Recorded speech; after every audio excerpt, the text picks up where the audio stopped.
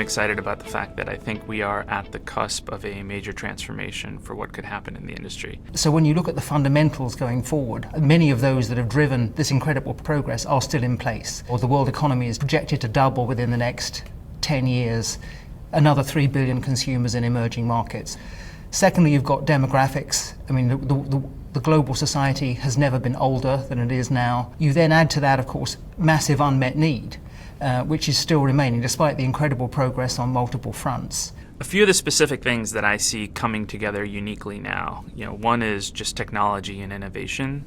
The rate at which new medicines are being approved is finally starting to change. We're seeing a slight inflection point on that.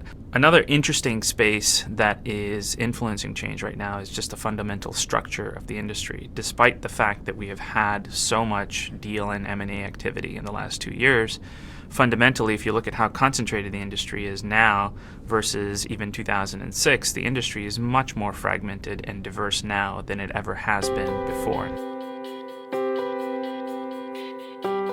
If you take the different elements of data, digital, widespread use of technology and advanced analytics, I think even five to 7 years ago, some of the things that are now happening, one would have said were relatively futuristic.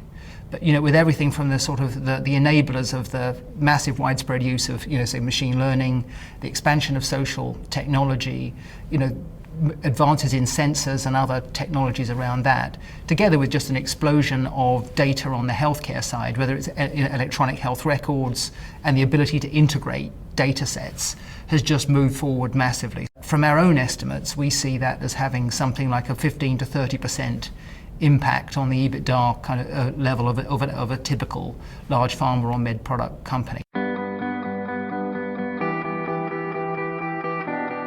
In my view, I think we're entering into an era where this is going to largely be about making choices. There are choices on distinctiveness and where companies want to differentiate themselves.